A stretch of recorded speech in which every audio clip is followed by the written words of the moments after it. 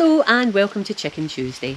It's a bit of a soggy one today, but you know, still got to come out and see to the chickens, which I don't mind at all. So I thought I'd bring you along with me.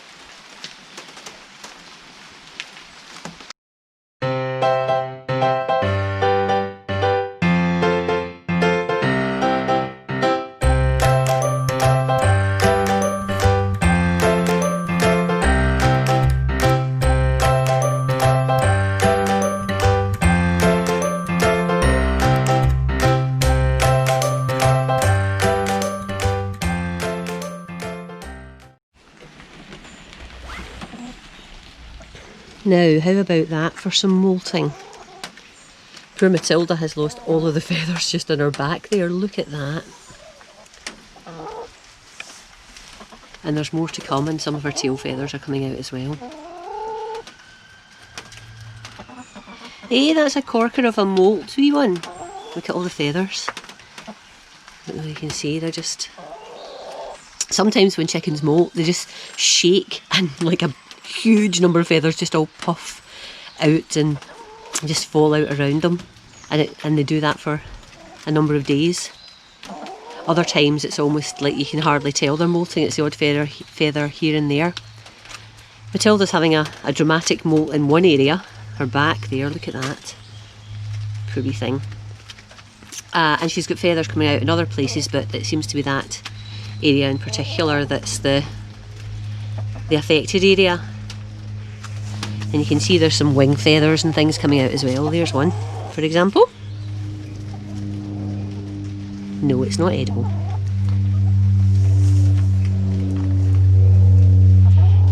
Oh, did you see that? Oh God. I was just about to say, when they preen, they'll go to the base of the shaft of the feather, and they'll sort of just draw their beak up over it so that they can clean out any dirt or insects. And if it's loose like the one there was, they just come out, the feathers just come out. Look at that tail feather as well. Oh, I didn't even pull that, it was just sitting there. So yes, Matilda's in an interesting molt. But that said, it's nothing to be worried about. Chickens will molt in the autumn time.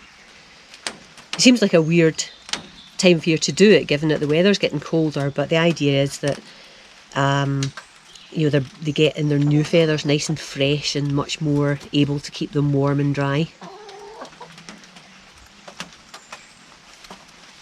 Younger birds tend not to show quite a dramatic molt in their first autumn.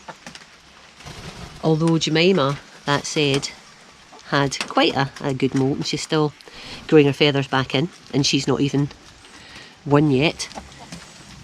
But certainly when they're about 18 months old and autumn time thereafter, you'll tend to find the girls will have a fairly decent molt, fairly obvious molt, sometimes more obvious than others. And it can take them take it out of them a little bit,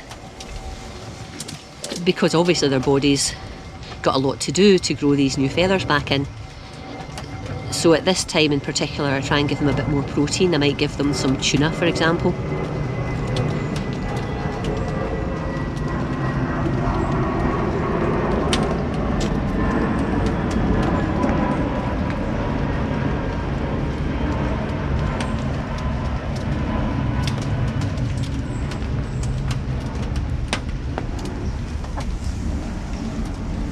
And sometimes they can feel a little bit off because of everything that's happening with their body and their feathers.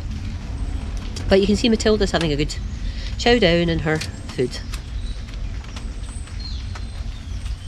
And actually that's the next thing I want to talk about, what the chickens eat. One of my subscribers asked actually if I could explain in a little bit more detail what I feed the girls. So I thought I'd do that today as well. I hope you can see this because I am in my shed because it's raining. This is what I feed the girls as their main feed. It's called Garvo Alpha Mix for chickens. I think it's German. I guess it online. You can get it easily from UK suppliers via Amazon, for example.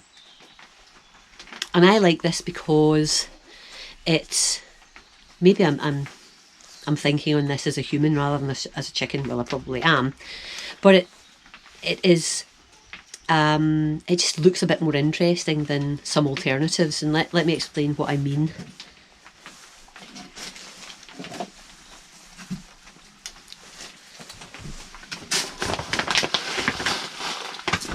I'll just go out to the light. So this is what it looks like, and it's got a whole variety of things in there that I think it looks much more appetising. For chickens, it's got such a variety of things that they can pick at, and if there's one thing they maybe don't like quite so much, they can eat another thing instead. I'll go through the ingredients in a bit more detail just in a moment, but looking in there, there's little insects of sorts. There's wheat and maize and sunflower and peas and a whole variety of other things, including some little layers pellets. And layers pellets on their own are quite often the things that people will feed their chickens as their main feed rather than a mix like this. So let me show you what layers pellets look like.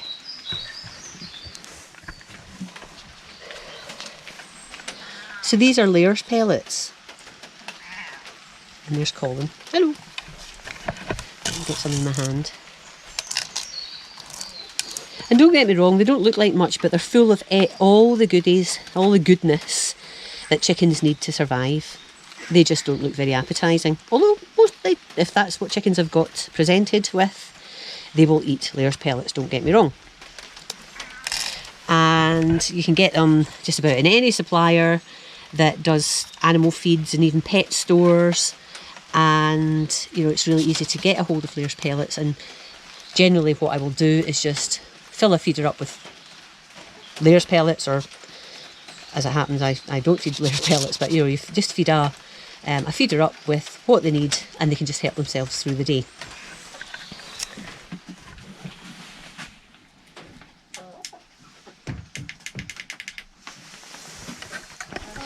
So I'm just going to have a read at the contents, if I can do. It's tiny writing, so and I've not got the best of eyesight. But basically, we've got wheat and cracked maize and extracted soya and broken peas, rapeseed, sunflower seed, wheat flakes, limestone grit, shell grit, carrot pellets, millet, buckwheat, and brewer's yeast, and a few other bits and pieces.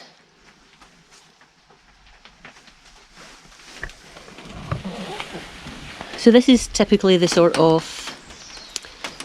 feed container that I'll use to feed the girls. I've got it hanging up, just gets it off the ground, and it stops them kicking things, you know, kicking their bedding into the feed.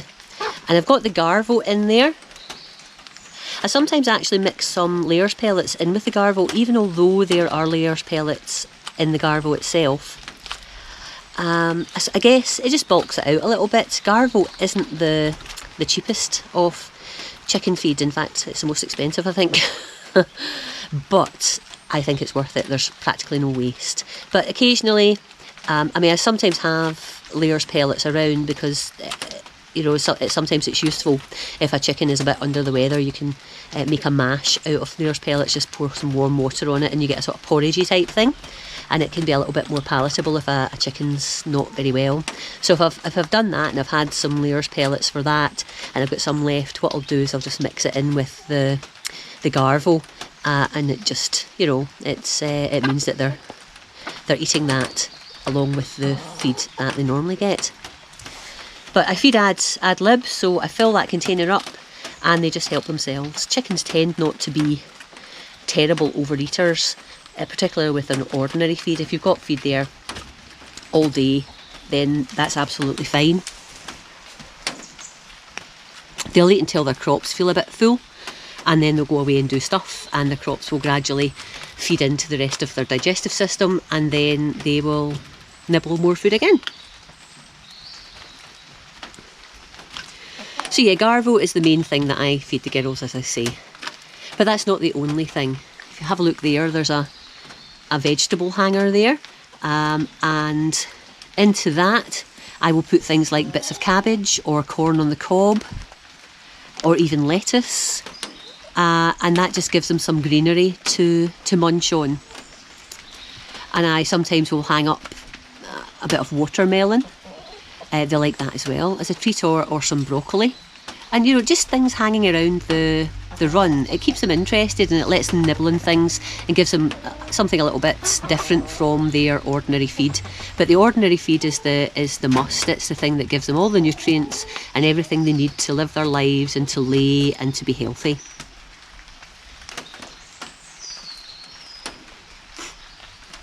Now, some people will buy corn for their chickens, and it's a mix of corn and wheat. I think generally it's a cracked up corn, and they'll maybe give a couple of handfuls before the girls go to bed.